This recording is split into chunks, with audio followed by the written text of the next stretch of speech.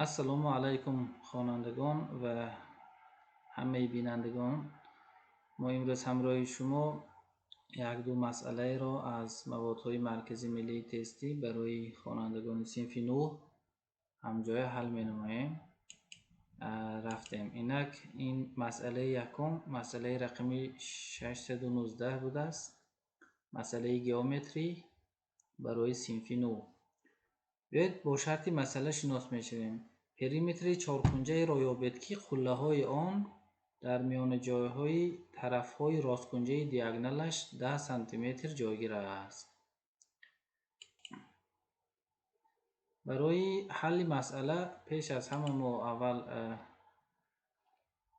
راستکنجه میکشیم و میان جاهای آن را نشانه میگیریم و وقتی که میان جایهای آنها راستکنجه را پیوست می نماییم، این حالتنده رامب حاصل می شود.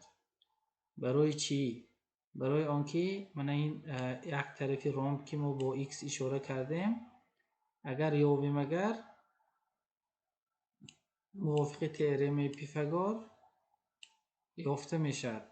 اینجا به فرمولش هست که x برابری a تقسیم 2 در کوادرات جمع b تقسیم 2 در کوادرات. همین طور انا اکنون برای این هر چهار طرفش برابر بوده است. از این معلوم شد که یعنی که این چهارکنجه ما رامب بوده است و برای یافتن پریمتر باید که از بس که در رامب هر چهار طرف به هم برابر هستند، طرفی آن را به 4 ضرب زدن کفایه است. همین خیلی. اکنون نگاه کنید بچه‌ها، وقتی که دیامتر ما 10 سانتی متر باشد، موافق تئرم پیثاگور دیامتر ما به d کوادرات برابری a کوادرات جمع b کوادرات برابر می شود. همین طور از اینجا a کوادرات جمع b کوادرات ما به 100 برابر بوده است.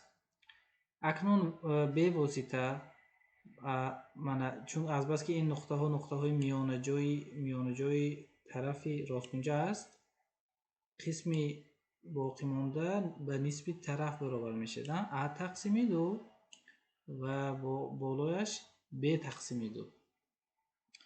اکنون باز یک بار دیگر از فرموله پیثاگور تئرم پیثاگور استفاده برده یابیم اگر این به 5 سانتی متر برابر می شده است، یعنی طرف رامب ما 5 سانتی متر بوده است. اکنون پریمتر را می یابیم. پریمتر به 4 ضرب 5 20 سانتی متر برابر بوده است. با همین حل یک مسئله تمام شد. میپردازیم به حل مسئله دیگر، مسئله رقم 624. بیایید با شرط مسئله آشنا میشویم. طرف رامب 15 سانتی متر، دیاگنال خرد آن 18 سانتی متر است. مساحت آن را میابیم. یعنی رامب این پرالیلوگرامی است که هر چهار طرفش به هم برابرند. شما آن را در دست میداسید. مثلا یک طرف a باشد، هر چهار طرف هم به a برابر. همین خیلی بگذار دیاگنال خورد ما D1 که ما اشاره کردیم. اینجا نگاه کنید بچه ها، D1 دیاگنال خورد ما 18 سانتی متر موافق شرطی مسئله. اکنون از خاصیت دیاگنال های رامب استفاده بریم. اگر یعنی این خاصیت کدام است؟ دیاگنال های رامب همدیگر رو در یک نقطه میبرند، در نقطه بریش به دو حصه برابر تقسیم میشوند. همین خیلی از اینجا خلاصه برآورده می شود که از اینجا ما میفهمیم که d2 تقسیم 2 یعنی دیاگنال کلان و چی؟ i2 کوادرات ترکیب d1 تقسیم 2 کوادرات. این از تئرم پیثاگور استفاده برده یافتیم. یعنی که d2 تقسیم 2 ما انا این کاتت اما اینجا اما هیپوتنوزه. وقتی که میابیم d2 تقسیم 2 ما به 12 سانتی متر برابر بوده است. خودی d2 یعنی دیاگنال کلان را یابیم، این 24 سانتی متر بوده است. معلوم شد که دیاگنال خرد اگر 18 سانتی متر باشد، دیاگنال کلان 24 سانتی متر بوده است. به واسطه از فرمول مساحت رامب استفاده میبریم. این همه ما میدونیم، یعنی مساحت رامب به نسبت حاصل ضرب دیاگنال های آن برابر است. خیلی اینک قیمت های جاش با آورده میمونیم.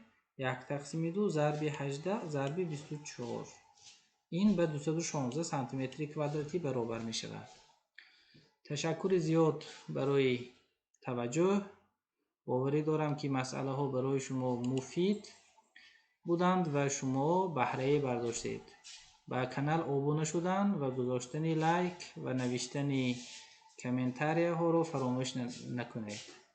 خیر، خدا حافظ تا درس های دیگر.